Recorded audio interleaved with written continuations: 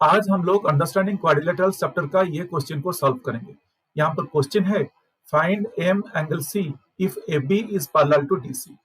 नीचे गाइस एक डायग्राम दिया गया है और हमें क्वेश्चन बोला है कि एक एंगल सी को फाइंड आउट करने के लिए एंगल सी, ये वाला जो एंगल है, इसको फाइंड आउट करने के लिए हमें क्वेश्चन पूछा है। और क्वेश्चन ने हमें क्या दिया है? क्वेश्चन ने हमें दिया है A B is parallel to D C. Question हमें दिया है A B is parallel to D C. बस इतना ही क्वेश्चन हमें दिया है। तो चलिए गाइस इसको सॉल्व करते हैं। ये बहुत इजी क्वेश्चन है।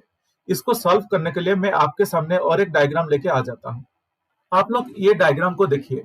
यहाँ पर राइट साइड पे एग्जैक्टली क्वेश्चन पे जो डायग्राम दिया गया था वो डायग्राम मैंने ड्रॉ करके रखा हूँ। अब लेफ्ट साइड पे दो पैरेलल लाइंस और एक ट्रांसवर्सल लाइन मैंने ड्रॉ किया है।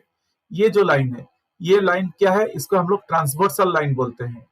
ट्रांसवर्सल लाइन, ट्रांसवर्स नहीं तो ट्रांसवर्सल लाइन बोल के हम लोग बोलते हैं। गाइस रूल क्या बोलता है? अगर नीचे आप लोग यहाँ पर देखेंगे मैंने क्या लिखा हूं, आप लोग यहाँ पर एक बार देख लीजिए। Is the lines A B and D C are parallel given in the question. Question हमें दिया था कि lines A B and D C parallel है। Then the sum of the internal angles of the same side of the transverse will be 180 degree. जैसे कि अगर आप लोग इसको एज्यूम करेंगे, जो दो पैरेलल लाइंस ये ए बी और डी सी अगर है और इसमें एक ट्रांसवर्सल लाइन अगर मैं ड्रॉ करूंगा, ये ट्रांसवर्सल लाइन अगर आप लोग देखेंगे अगर ये 120 डिग्री है, जैसे कि हम लोग का डायग्राम में, ओरिजिनल डायग्राम में दिया गया है, ये अगर 120 डिग्री है तो ये कितना डिग्री होगा? ये 60 डिग्री होगा। कैसे होगा? क्योंकि नीचे हम लोग जो लिखे हैं is the lines A B and D C are parallel then the sum of the internal angles of the same side of the transverse will be 180 degree. हम लोग ये कंडीशन के हिसाब से एक पैरेलल लाइंस के ऊपर अगर एक ट्रांसवर्सल लाइन हम लोग ड्रॉ करेंगे तो उसका इंटरनल एंगल्स 180 डिग्री होना चाहिए।